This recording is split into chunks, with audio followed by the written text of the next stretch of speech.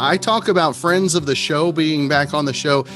Mary Sarah, one of the friends of the show. She's been on so many times. She's actually in our poster on the background. I don't want to move too much because the camera will be looking at my shoes again, Mary. It's hilarious. No, I love it. But I so love that you have me on your wall. I feel so honored.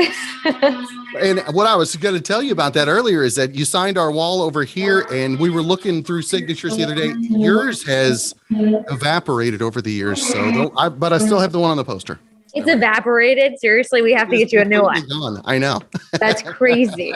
I told you earlier too, if you're hearing anything in the background, it's my apartment building. They're new. They're doing crazy things around here. So it's the quietest place I could actually find. And I'm so sorry. It's ambiance. It's ambiance. It's life, right? It's beautiful. It's the background noise that I love to hear.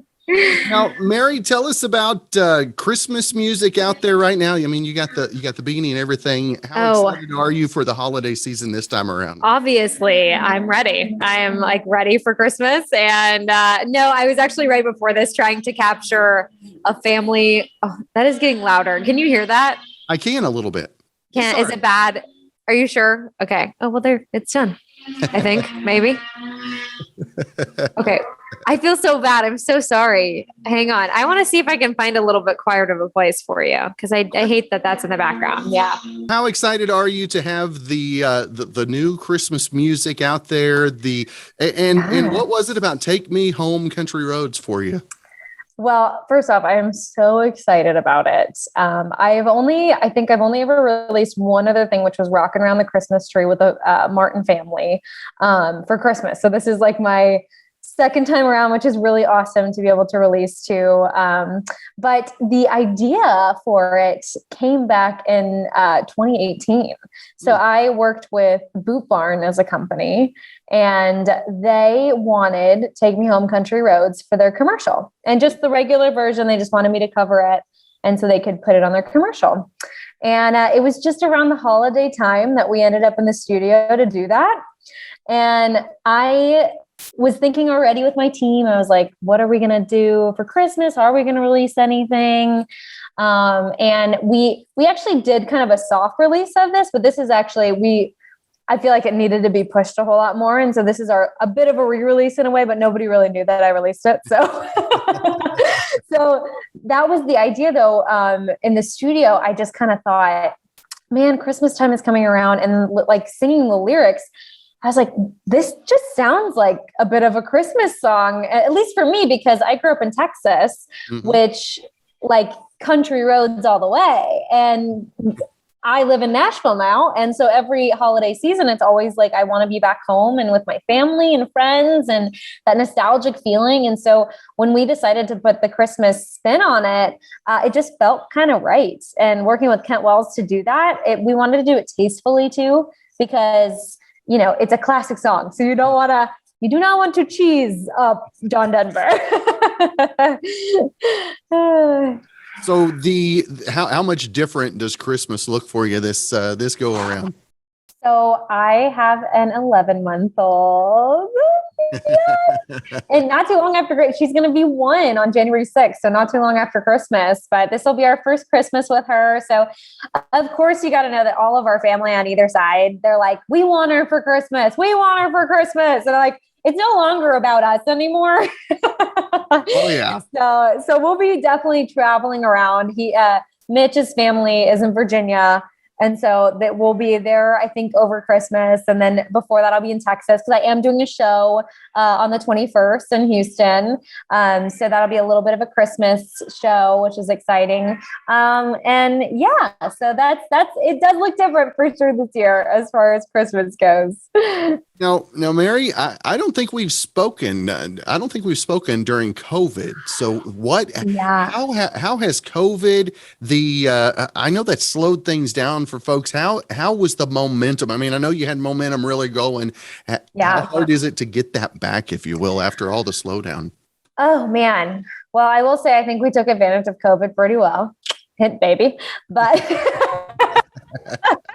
So we had our hands full during the COVID time. So, but as far as music goes, it was kind of nice, I think, for a lot of artists to get it. And I know it was a bit of a forced break.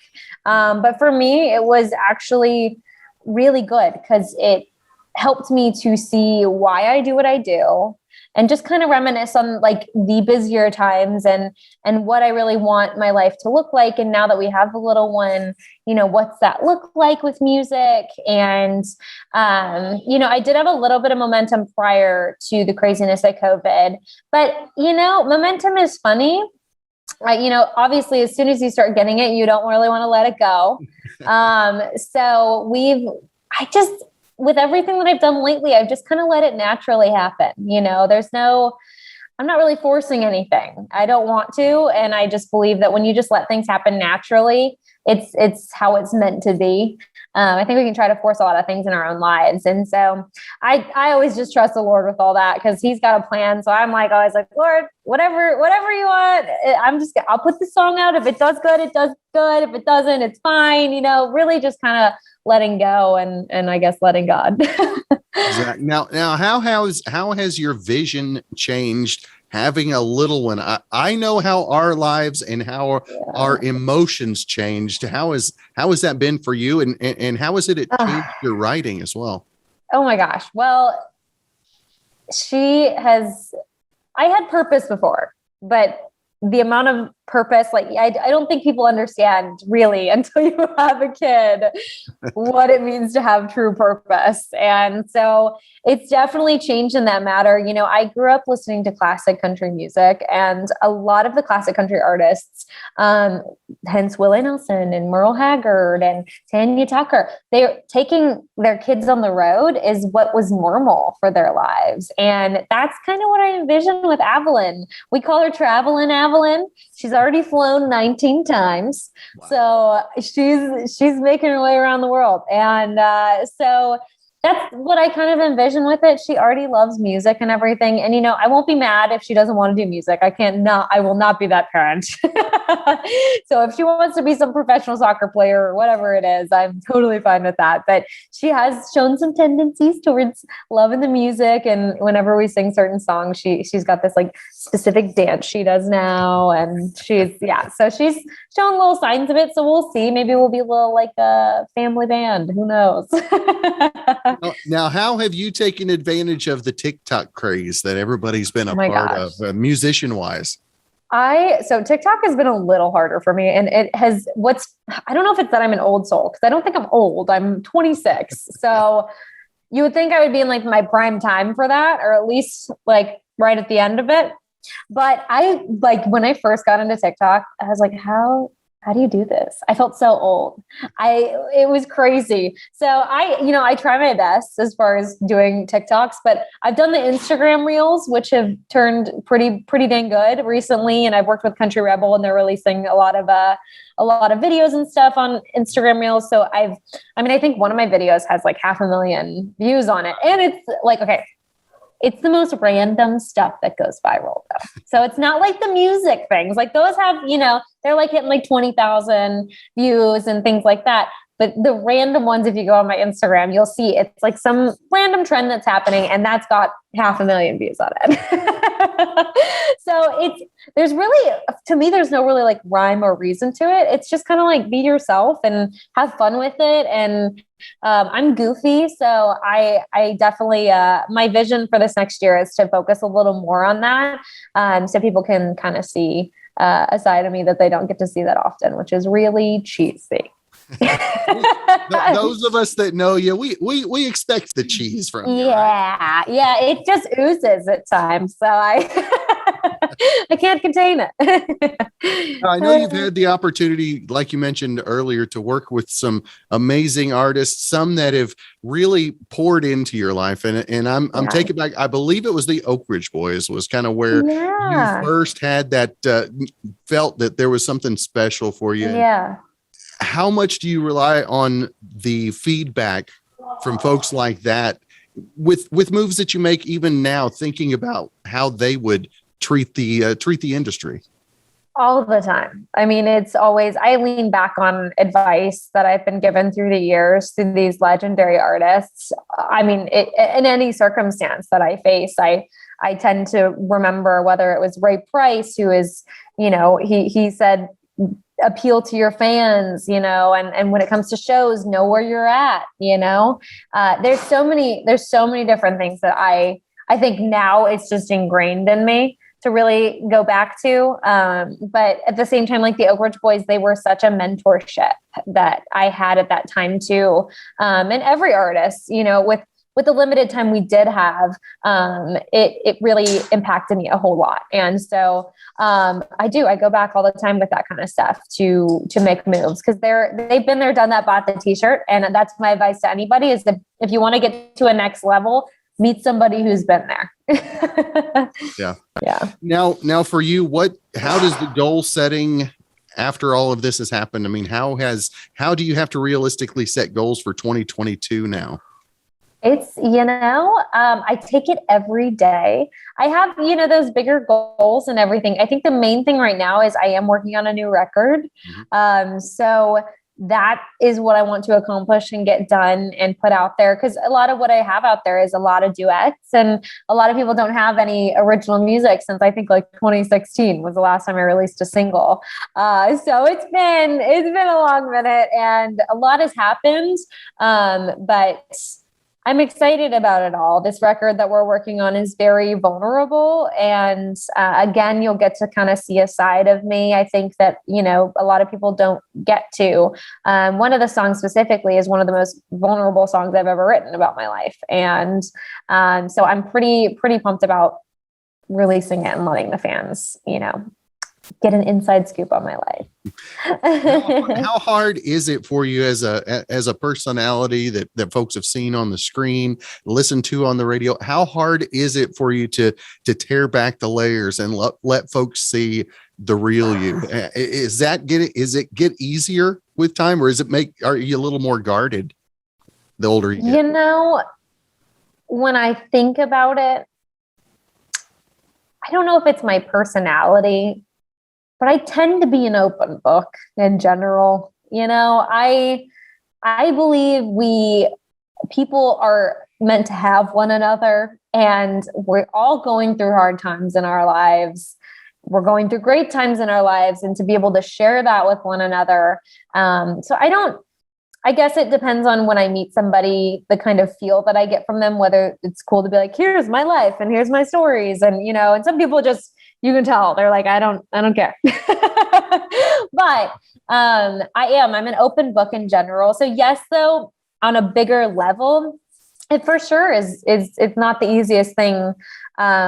I have talks with myself all the time about you're doing this for the right reasons, and even just performing some of the songs that I have on this next record for audiences, I get nervous for sure. Cause it's hard to be vulnerable. And that's the same thing with going into a writing session.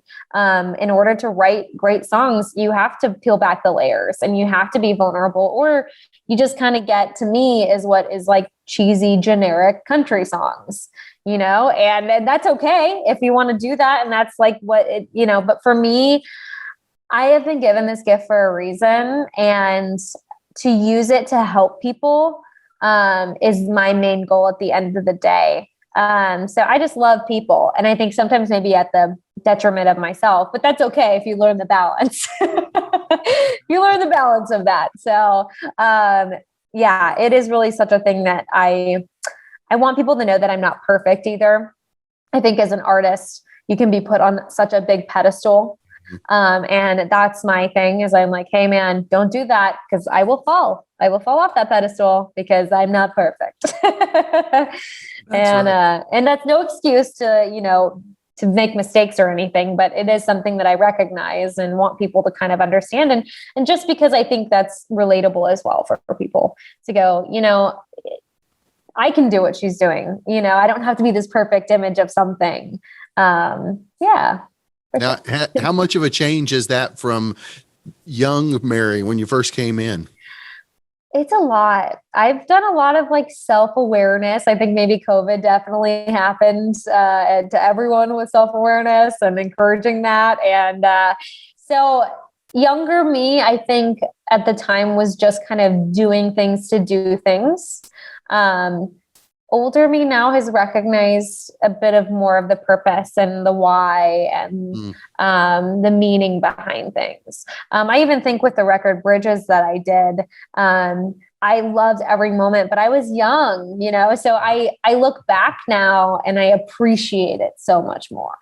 I think when I was young, it was kind of like, oh, yay, Dolly Parton, and oh, yay, Willie Nelson. And, I'm like, oh, God, I can't believe I get to do this.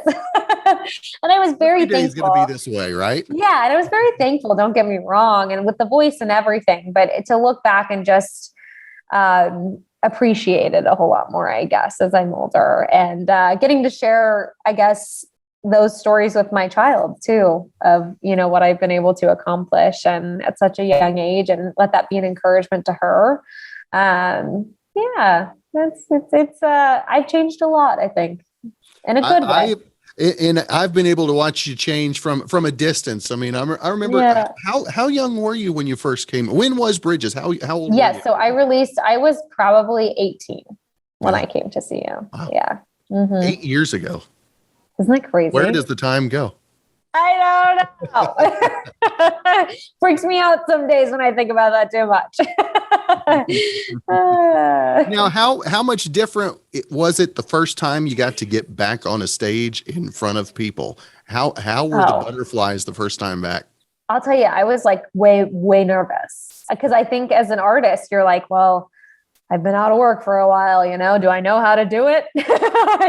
and with that, you can prepare and everything, but I can't hire an audience every single time to practice in front of, but it really, getting back up there made me realize just as much that I am meant to be on stage. And it's something that I really love and adore. It's probably the most, as far as like what drives me. I love to write. Don't get me wrong. That's awesome. But I grew up as a performer first. I started in performing with Kids Bop. So that definitely is instilled in me. I mean, sometimes it's so funny because, especially during COVID, but my parents used to say, or they would just call me up and I'd be having just a terrible day or something. And they'd be like, how long has it been since you've performed?